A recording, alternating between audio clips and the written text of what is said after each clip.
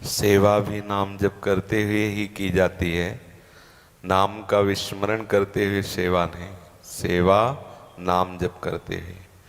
मुख में नाम स्मरण और कर से सेवा कर रहे हैं। चित्त में गोपाल के सुख की भावना से हम फूल माला, चित्त में सुख की भावना, हाथ फूल माला गूंथ रहे और मुख से गोपाल गोपाल कृष्ण कृष्ण राधा राधा क्या जाता है। समझ रहे ना, नाम छूटा क्या रहेगा। गोपाल के श्रीअंगों का चिंतन कराने की सामर्थ्य नाम में है। अगर नाम छूटा तो आप तो बच्चा हो, यहाँ जीवन उसी में गया है। जैसे कोई बात होती है ना, मान लो आप 8 साल की बात कह रहे हो और हम पूरे जीवन की बात कह रहे हैं, उसी में रात दिन घुसे हुए देखें कि अगर नाम का प्रभाव चित्त में नहीं तो सेवा ठाकुर की ओर चिंतन राग द्वेष का हो रहा है। आप देख लो, वो एक दिन कोई महापुरुष गए किसी राजा से मिले तो राजा ने कहा दिया कि कह दो सेवा में, ठाकुर सेवा में। तो सिद्ध पुरुष थे, बोले उससे कहो कि जूता गांठने के वाले के यहाँ खड़ा है कि सेवा कर रहा है। अर्थात वो सोच रहा था सेवा कर ले फिर वहां जाके जूता ठीक हो। बोले जूता वाले के यहाँ खड़ा है कि वो सेवा कर रहा है। हम ठाकुर की सेवा मतलब ठाकुर की सेवा में ये सामर्थ्य नाम ही देगा। हम नाम क्या, राधे श्याम राधे श्याम राधे श्याम राधे श्याम, और चित्त में राधे श्याम को सुख पहुंचाने के लिए चंदन घिस रहे, पत्रावली कर रहे, माला बना रहे, और हाथ से वो सेवा में, चित्त सुख की भावना में, और मुख में नाम। यही तो उत्तम वैष्णव का स्वरूप है। नाम छूटा विषय चिंतन होगा।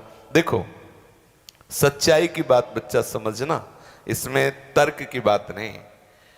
यदि नाम जप नहीं है तो ठाकुर के जगत प्रसिद्ध श्री विग्रहों की श्रीअंग सेवा करने के बाद भी लालसा कंचन कामनी कीर्ति की ही रहती है।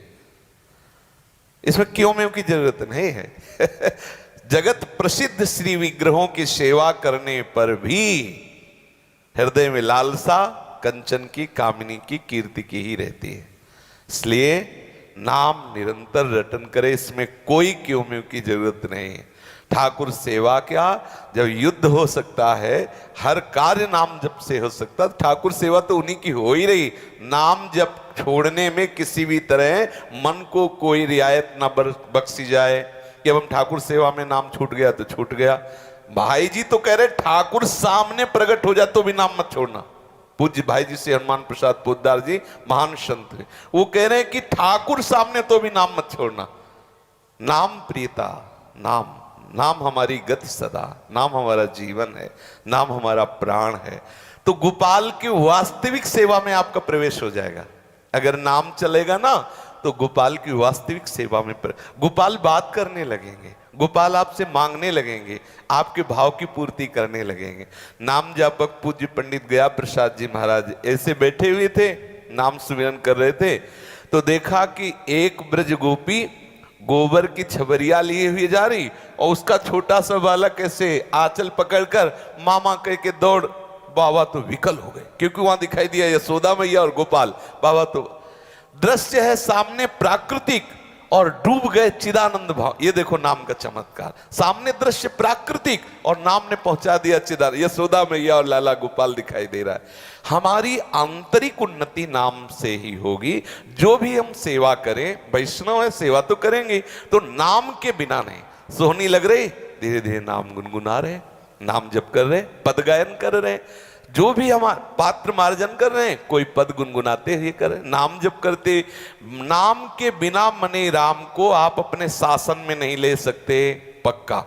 नाम को अगर आपने छोड़ दिया तो आप मन को शासन में नहीं ले सकते। कुछ करके देख लो, थोड़ी देर के लिए वो राजी हो जाएगा पर वो करेगा विषय चिंता। और नाम नाम जलाना प्रारंभ करता है। प्रारंभ नाम ऐसा है कि जैसे प्रतिपल कोई डंडा चला रहा हो किसी की खोपड़ी पे तो क्या होगा, वो अपने आप झुकी जाएगा। तो जो मन के ऊपर डंडा चलता है नाम राधे श्याम राधे श्याम राधे, वो उब जाता है। बंद करो यार, अंदर से आता है बंद करो। क्यों, वो मर रहा है नाम।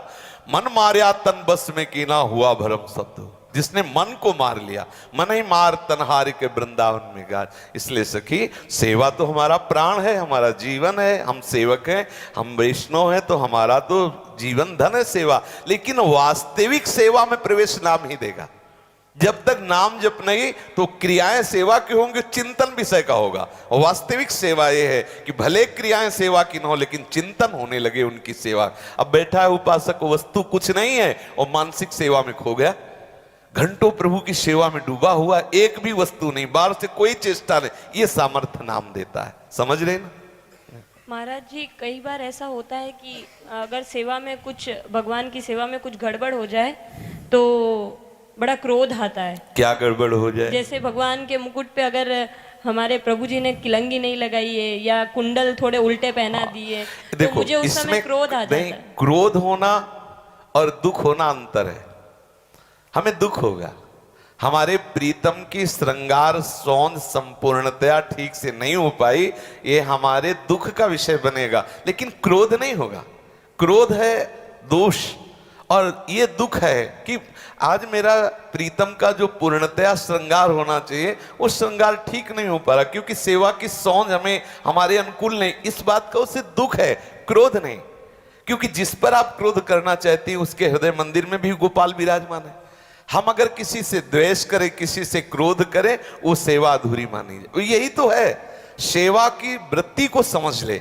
भगवान कपिल देव जी ने कहा, जो श्री विग्रह में तो सांगोपांग सेवा करता है लेकिन बाहर व्यक्तियों से द्रोह करता है, उसकी वो ठाकुर सेवा ऐसी है जैसे राख में किया गया हवन, अर्थात व्यर्थ। इन सब मूर्तियों में प्रभु ही विराजमान है। हम किसी को गुस्सा करें, किसी से द्वेष करें, किसी से द्रोह करें, तो हमारी पूजा वो सही नहीं मानी जाएगी।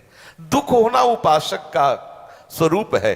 अपने प्रीतम की आज चित्त भरकर सेवा नहीं हो पाई, इस बात का दुख है, लेकिन वो क्रोध नहीं करेगा। किससे क्रोध करे? अगर और उठ करके ऊपर देखे तो आज प्रभु की ऐसी ही इच्छा थी।